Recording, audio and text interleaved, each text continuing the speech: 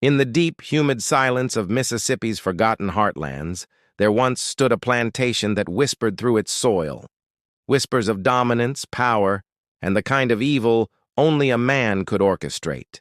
They say every generation births a monster who hides behind civility. On the surface, he was a gentleman, refined, articulate, educated. But beneath his calm southern drawl lived something else entirely, a predator with the patience of a scholar and the cruelty of a god. The story you're about to enter isn't folklore. It's the chilling anatomy of male power when left unchecked, when one man's hunger to control, to own, to possess, devours everything human inside him. And though centuries have passed, the echoes of his reign still stain the air, as if the earth itself refuses to forget what he did. Because sometimes history doesn't vanish. It waits, beneath the roots, beneath the blood, beneath his name. Before we continue, take a breath. Because this story isn't for the faint-hearted. If you're drawn to the kind of truths that history tried to bury, subscribe right now. Each week, we uncover real accounts of men whose darkness shaped the world around them. So stay with me, because what happens next will challenge your understanding of morality, madness, and the fragile line between the two. Morning sunlight dripped across the wooden veranda, carving golden lines along the polished boots of Frederick Morey. The man stood motionless, breathing in the hush of his empire, every acre echoing his masculine will. He had been molded by generations of stern patriarchs, men who ruled their worlds with steady eyes and unbroken posture. Discipline, his father once said, was the heartbeat of civilization, and Frederick believed it until it hardened his soul. His mornings began with ritual precision, coffee black, journal open, gaze fixed upon the horizon. The plantation was not just land. It was a mirror that reflected his authority, his order, his mastery. Every worker who crossed his field carried his mark. The rhythm of their footsteps synchronized with his command, as if even the soil obeyed his silent language. A man like Frederick didn't speak power. He radiated it. The neighbors admired him for his restraint, his composure, the calm tyranny of his presence. When he rode into town, hats tilted low, and no one dared meet his eyes for too long. He was not cruel by accident. His discipline was deliberate, shaped by years of observation and quiet study. Every punishment, every silence, carried the precision of an academic experiment. The men beneath him worked hard and spoke little. They respected him out of fear, disguised as reverence, a hierarchy older than memory carved deep into their daily breath and bowed shoulders. Frederick found beauty in control, not the loud, boastful kind, but the quiet mastery that made chaos kneel. It was in the way he walked, spoke, even poured his drink at dusk. There were moments, though, when solitude pressed against his chest like a weight. Nights when the fields hummed too loud and the wind sounded like distant murmurs he could never fully name. He would walk those nights, lantern in hand, the light trembling on the edge of shadow. He told himself he was inspecting, yet he knew it was something else entirely. Something in him yearned for challenge, not of politics or business, but of dominance itself, the test of bending another man's will without words, breaking spirit through presence alone. He kept journals filled with musings about order, obedience, and strength. A man's authority, he once wrote, is not tested in peace, but in the fear he inspires without raising his hand. To his peers, he was brilliance made flesh, articulate, refined, measured. They never glimpsed the darker calculus behind his composed demeanor, the equations of control he rehearsed in silence. As years passed, his estate became more than property. It was a living organism fed by his routines, breathing his temperament, pulsing with the discipline he demanded from every man beneath his gaze. The overseers knew his expectations before he spoke them. Each man in his circle mirrored his rhythm, sharp, methodical, efficient, as if drawn into his gravitational field of authority. There was one among them, Marcus Harlan, who admired him beyond reason. A quiet, broad-shouldered man, loyal to a fault, who sought in Frederick the image of the man he wished to become. Frederick saw himself reflected in Marcus, ambition laced with restraint, loyalty sharpened by envy. It pleased him, and he began molding the younger man through the subtle mechanics of mentorship and command. The nights grew longer that summer. Frederick would sit with Marcus on the porch, sipping whiskey, speaking of empire and endurance. "Weak men," he said once, "collapse beneath comfort. Strong men thrive beneath control."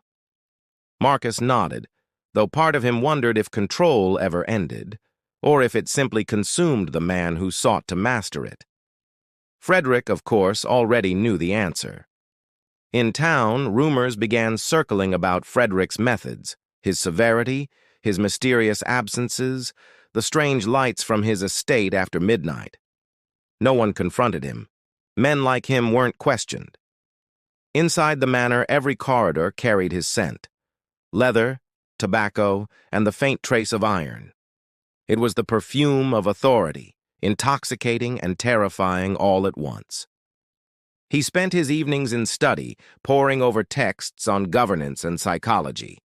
His fascination wasn't in wisdom, but in control, the art of reshaping men through ritual, fear, and measured reward. Every lesson became practice.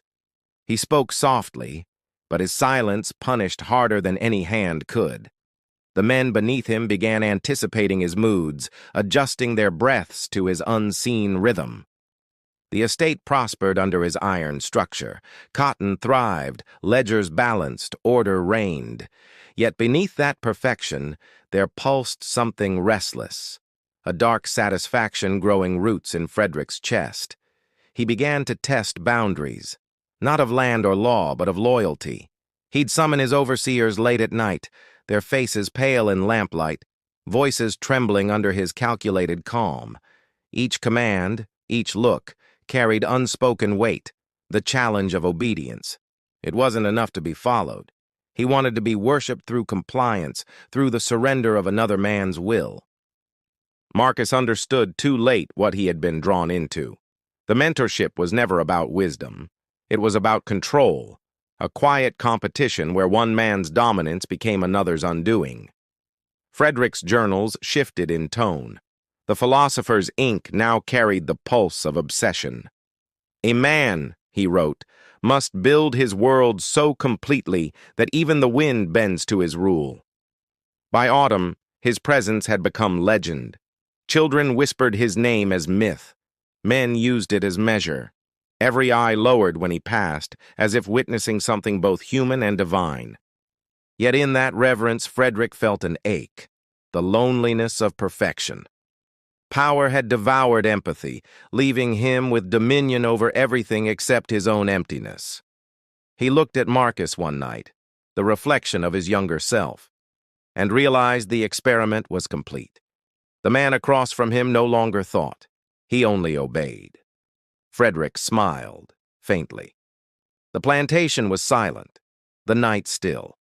Somewhere in that perfect stillness, he felt the thrill of creation, and the first whisper of madness stirring beneath it. In that moment, beneath the endless Mississippi sky, Frederick Morey ceased being merely a gentleman. He became something else, a man remade by his own design, and by the darkness he had summoned to serve him. Night settled heavy over the estate, the kind of darkness that swallowed every sound except the steady rhythm of boots on dirt. Frederick moved through it like a phantom carved from authority and silence. The barn loomed ahead, massive and waiting, its timbers glowing faintly beneath lantern light. Inside, rows of tools gleamed with surgical precision, instruments of labor and control arranged exactly to his will. Each night, Frederick performed his inspections alone. The overseers remained outside, hearing only the shuffle of movement, the slow drag of chains, the murmured commands delivered in his calm, unbroken tone. He believed discipline was art, the science of transforming chaos into obedience. Every sound within the barn became a note in his orchestral design of order, every breath measured, every silence deliberate. Marcus watched from a distance, his jaw tight, the fire of admiration dimming into unease. He had followed Frederick for years, but tonight, something in the air felt different, heavier, colder, absolute. The colonel had begun recording observations in small, leather-bound ledgers, each line cataloging behavior, endurance, resistance. To him, this was not cruelty. It was data, proof that a man could master all. Inside, Frederick's voice echoed low and precise.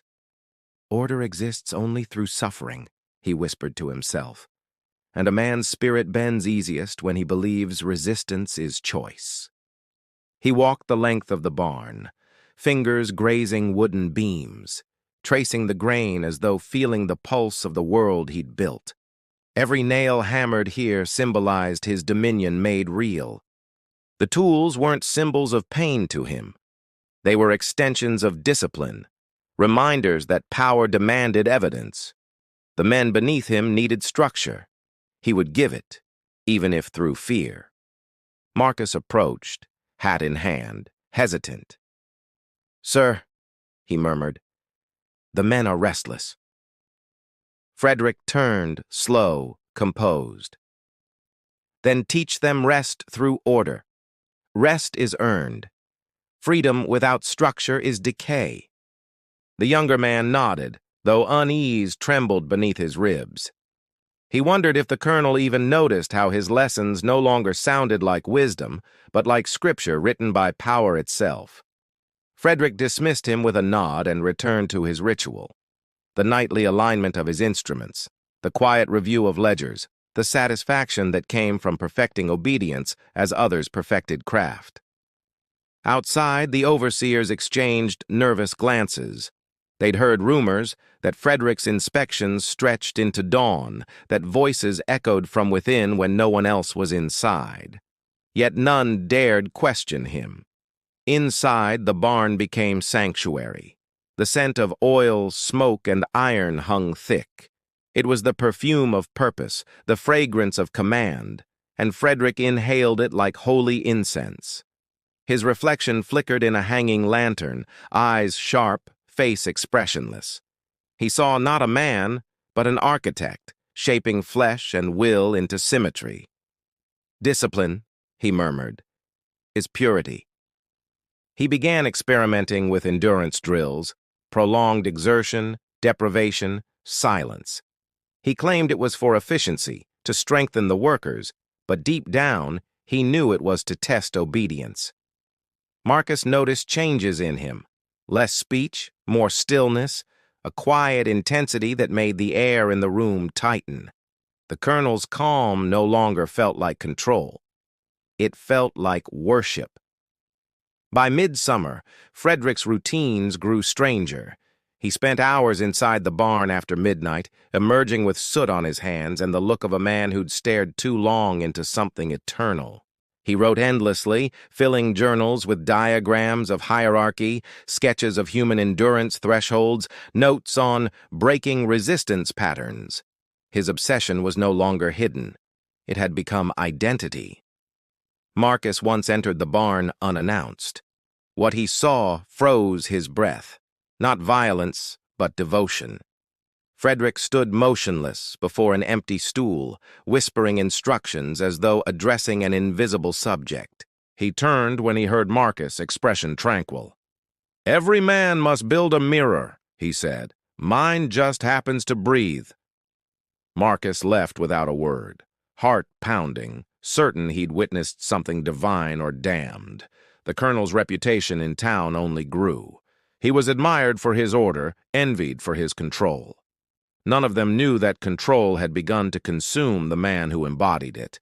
Inside the barn, the hours blurred. He measured time not in minutes but in trials, repetitions of routine that numbed conscience and sharpened purpose. The structure became his cathedral of authority. By autumn, the barn's interior had transformed. Chains hung from beams not as punishment but as symbols. Restraint, Frederick would say, is the purest expression of will. The men learned never to question. Marcus watched his mentor unravel beneath the weight of perfection. Every new rule, every inspection, every word from Frederick's mouth sounded like prayer to a god made of order and control. One evening, thunder rolled across the fields, and Frederick stood in the doorway, rain glistening on his coat. "Men need storms," he said softly. "Without chaos, how would they know I bring calm?" Marcus nodded, though fear tightened his throat. The colonel wasn't speaking to him anymore. He was preaching to something only he could see, a silent congregation built of obedience and awe. The nights grew colder. The barn's lanterns burned longer. Frederick's silhouette remained inside until dawn, moving between tools and ledgers, orchestrating symphonies of silence that no man dared interrupt. He no longer sought control. He became it. Every motion, every breath, every word was deliberate, ritualized. Even the shadows obeyed his rhythm, bending and stilling when he stopped to think. The men beneath him feared him, but Frederick didn't crave their fear. He craved their reflection, to see himself mirrored in their obedience, to witness the perfection of his philosophy through their silence. When Marcus finally looked at him again, he saw not the gentleman of Yazoo County, but the architect of a new kind of dominion, a man who'd turned discipline into divinity and himself into its god. Dawn crept across the horizon, a thin blade of light slicing through the mist that clung to the fields. Frederick stood at his window, watching smoke rise from the distant barns like memories refusing burial. The war had reached Mississippi, but to him, battle was irrelevant. His true war was control, not of armies, but of men. Each command he gave was another declaration of his supremacy. Inside his study, ledgers lay open, ink smudged by sleepless hands. Numbers no longer mattered. What fascinated him now was endurance, how far a man's spirit could bend before breaking.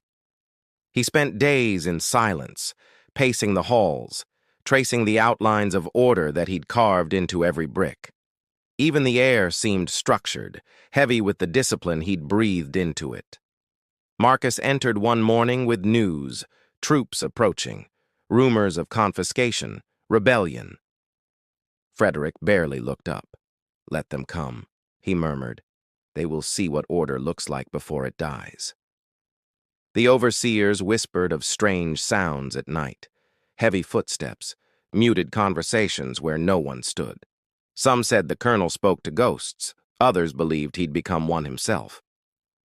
Marcus noticed the changes, the glassy eyes, the trembling hands, the whispers to invisible listeners. Yet Frederick moved with calm purpose, as if unraveling sanity was merely part of his design. He called a meeting at dusk. The men gathered, nervous, watching their master stand beneath the flickering lanterns.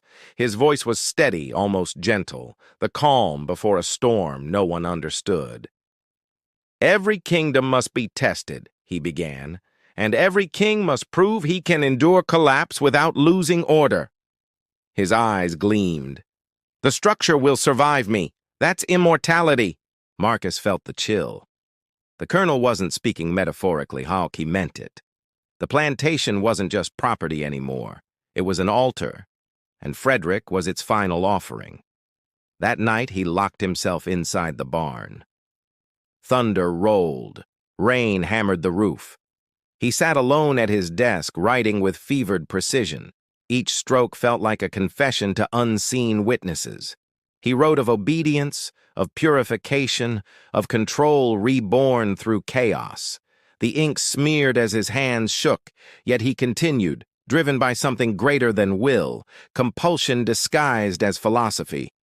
Outside, lightning split the sky. Marcus stood under the porch, staring at the barn's glow. He thought about the man who had once taught him strength and wondered when wisdom turned into madness. Frederick emerged at dawn, pale and soaked, his coat dripping with storm water. "They will come soon," he said. "Let them take the land. The idea will remain."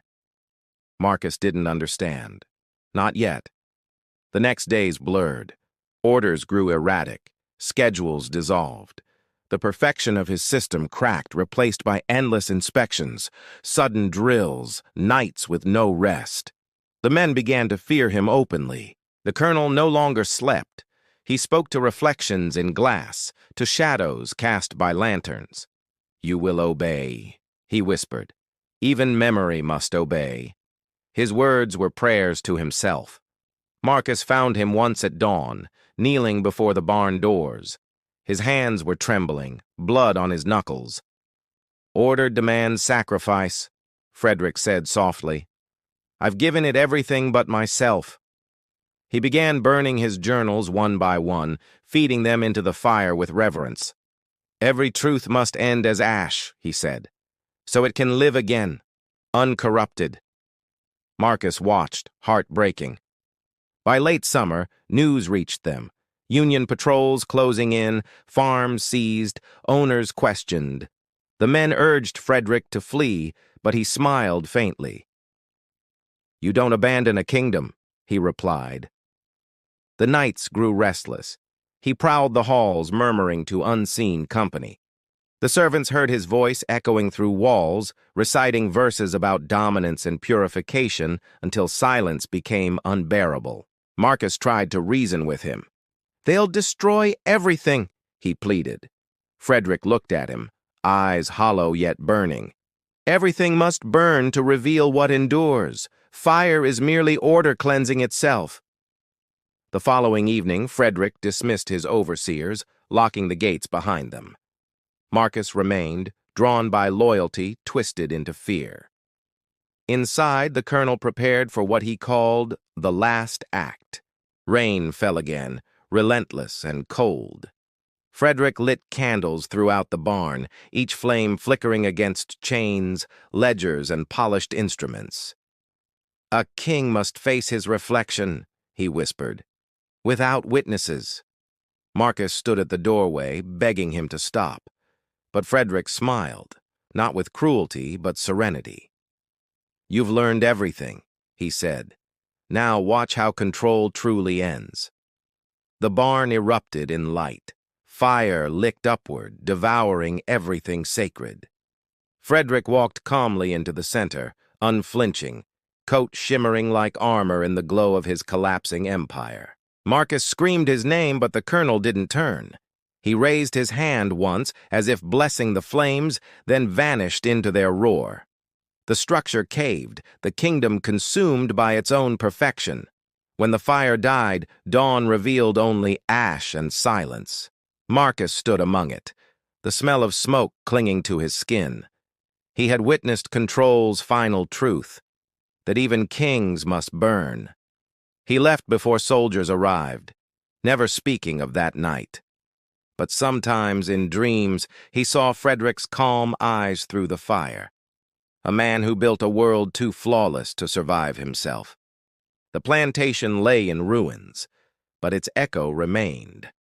Every man who'd served there carried its rhythm in his bones, the memory of a master who proved that control, unchecked, becomes its own destruction.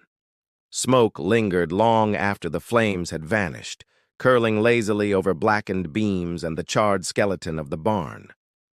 Dawn crept through the ruins like a trespasser, silent, uncertain, reverent before the memory of domination.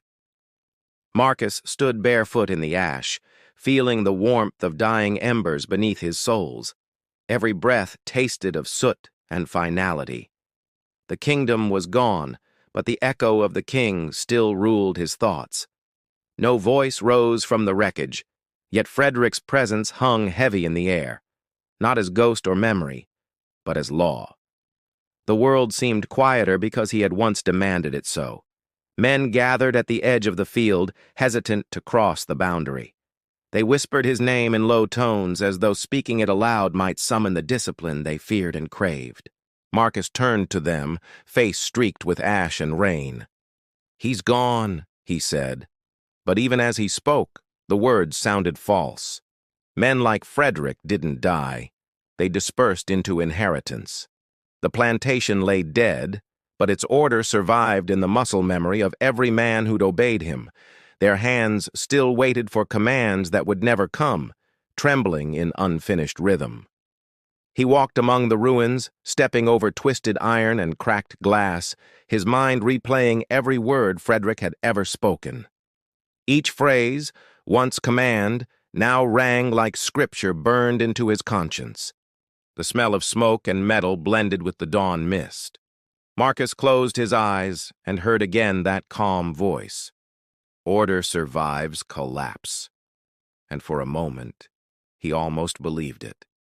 Union soldiers arrived at midday, horses stamping nervously at the scorched soil. Their officer, a stern man named Caldwell, surveyed the wreckage in silence before muttering, "A fine estate gone to madness." Marcus said nothing. He merely watched as strangers tread over ground that had once obeyed a single man's will. Their boots sank into the same earth Frederick had once ruled as his mirror. Caldwell questioned him for hours, but Marcus spoke only of routine, crops, schedules, ledgers. The truth was beyond language. It existed in the spaces between orders and the silence that followed them. By dusk, the soldiers left, leaving behind reports filled with guesses. To them, the fire was accident, the master's death tragedy. Only Marcus knew it had been deliberate, the final ritual of control. He remained alone that night, sitting in the ashes, watching sparks drift upward like fading commandments. Every flicker reminded him that even destruction could be executed with discipline. Frederick had proven that. Weeks passed, and the land began to heal. Shoots of green rose through blackened soil, fragile but defiant. Marcus tended them quietly, shaping rows, restoring order in the only way he knew. Sometimes he imagined the colonel standing beside him, offering quiet instruction. "Precision," that phantom voice would murmur. "Even growth requires guidance." And Marcus, despite himself, adjusted the soil exactly as commanded. Visitors came, investors, soldiers, curious wanderers. They asked about the fire, the man, the rumors. Marcus offered them empty answers, his face composed, his eyes carrying the calm of a lesson learned too well. He never rebuilt the barn. Its remains stood like an open wound, a monument to the perfection that devoured itself. Men passing by called it cursed. Marcus called it sacred. Every night he lit a lantern near its ruins, not for mourning but remembrance, a ritual of acknowledgement. The flame flickered low, steady, obedient, the same way Frederick's gaze once had been. Years folded into decades. Marcus grew older, quieter. Yet every movement, the way he stood, spoke, commanded, carried traces of the man who had once ruled his world with unbearable calm. He taught others to lead with structure, to demand precision, to shape men with authority, not cruelty. But even as he spoke of fairness, his hands still trembled with the memory of fear. The world beyond Yazoo County moved forward. Machines replaced men, cities rose, names faded. Yet within Marcus, the philosophy endured, trimmed and polished into something respectable, something civilized. At night, he dreamed of the barn not as ruin, but as temple. Walls whole, lanterns lit. Frederick standing at the center, face calm, eyes endless, whispering, "Discipline never dies." When he awoke, sweat clung to his skin. He would rise, pour whiskey, and stand beneath the stars, half expecting the earth to answer him with that same deep, commanding stillness. He never remarried, never left the plantation. Men came and went, serving him as they once had served Frederick. The rhythm persisted, unbroken, as if passed through blood rather than instruction. One evening, as age weighed his body, Marcus returned to the ruins. The air was warm, the sky copper. He sat among the stones, running calloused fingers through the cold, forgiving earth. He spoke aloud, not to ghosts, but to legacy. "You won," he whispered. Even in silence, you lead. The wind shifted gently, brushing his face like acknowledgement. For a moment he smiled.